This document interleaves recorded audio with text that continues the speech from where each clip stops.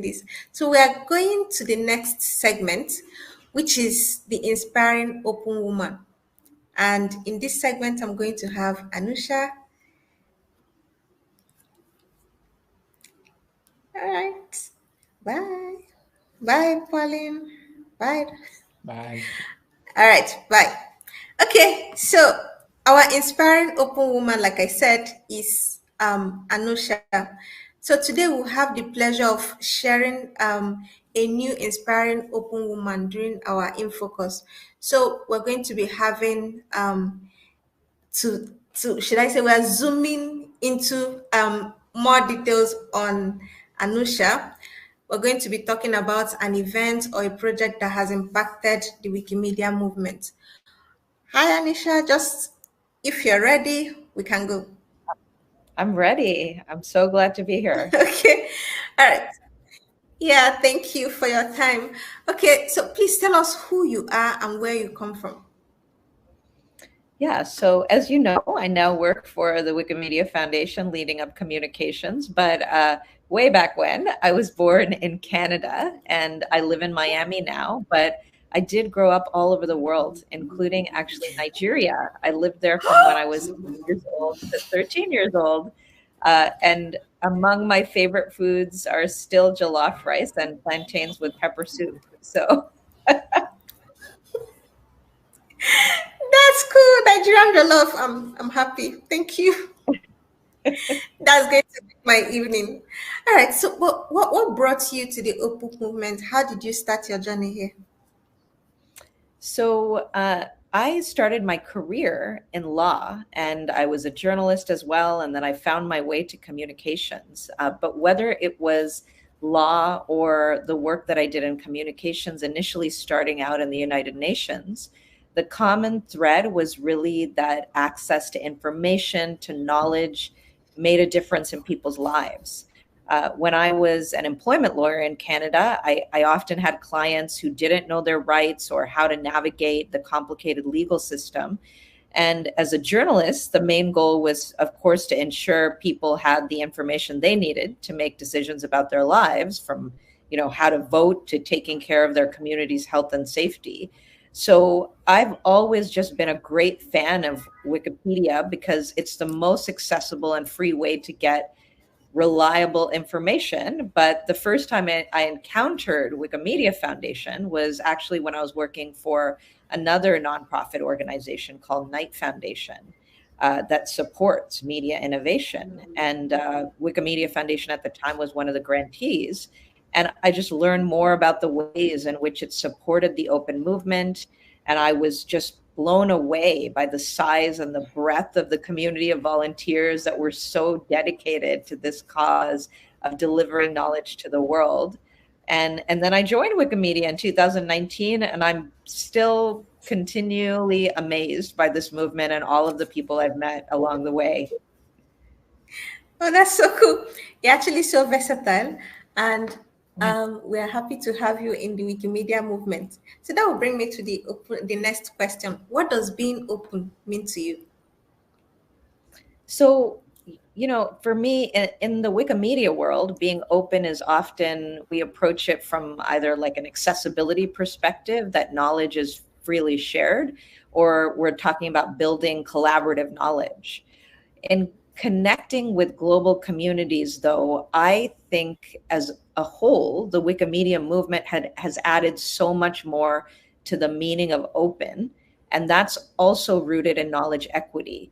I know that many in the African communities, for example, are working to close knowledge gaps and make sure that Wikipedia is full of African knowledge by Africans. So open to me also means welcoming and representative. And that also includes the social and cultural layers of ensuring that we're inviting people into our projects, not just the technical side. When we say sum of all human knowledge, we have to really mean it. All right. Thank you. That would actually take me to the next question. This being open, has open actually impacted your personal life or your professional life in any way? Absolutely.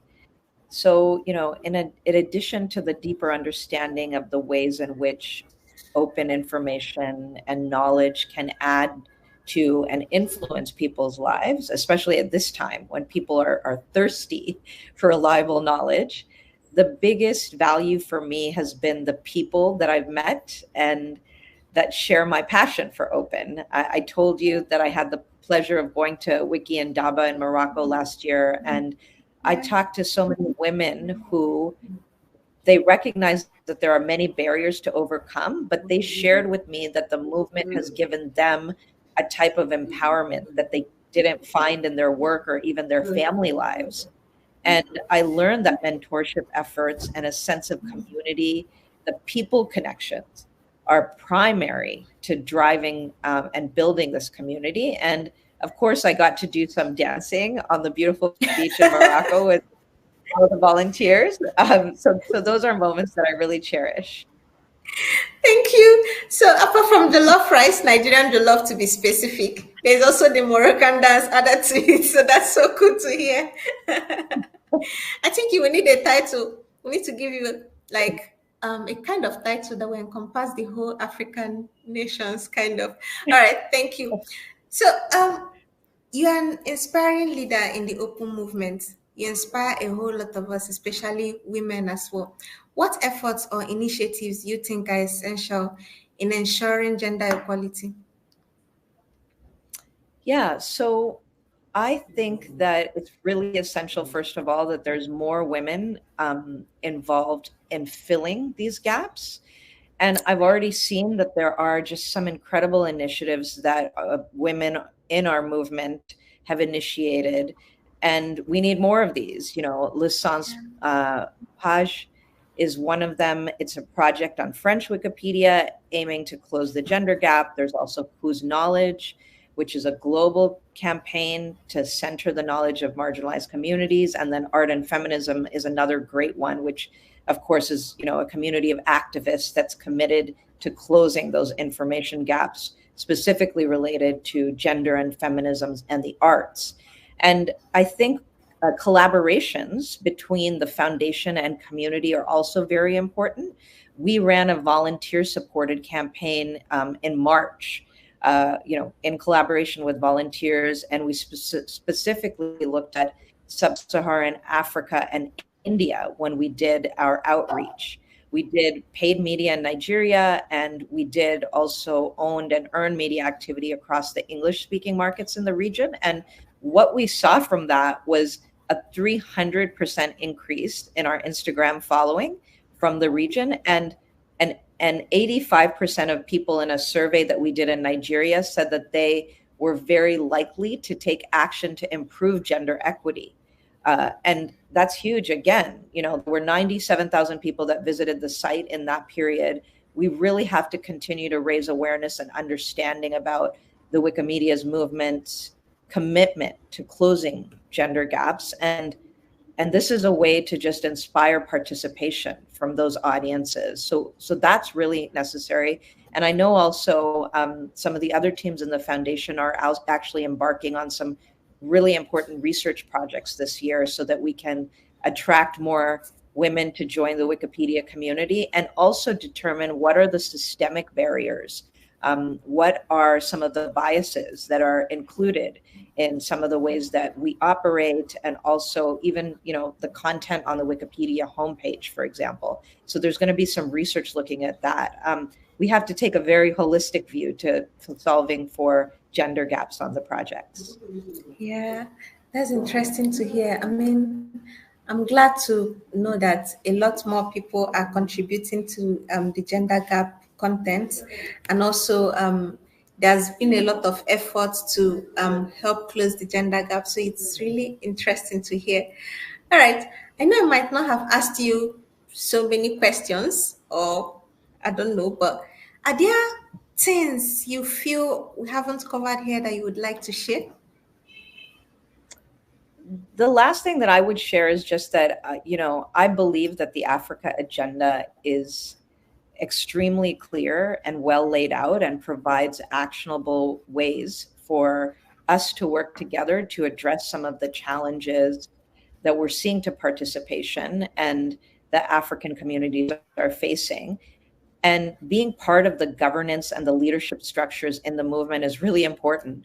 It may seem easier to focus on what you love most, like adding content to Wikipedia, but getting more deeply embedded in the Yeah. movement will make adding that content easier because it will help our projects become more equitable and really take into account the perspectives and challenges African communities are facing, shaped by Africans. As I said earlier, when we were in the panel discussion, Wikipedia has 15 billion visits on a monthly basis. This is a website that shapes people's worldviews. It's vital that it includes African history, culture, and experiences told by Africans. Yeah, that's actually that's awesome to hear again, and it's still bringing us back to the I think during the panel session, just like you mentioned, Africans being able to tell their own stories by themselves, and this is a very good opportunity to do that. So for everyone who is here watching me or wherever you are watching us, um, I would like you to share with us as well what gender equity efforts or initiatives you think are essential in ensuring gender equality. So I'll bring it to a close here. Thank you so much, Anusha, for your time.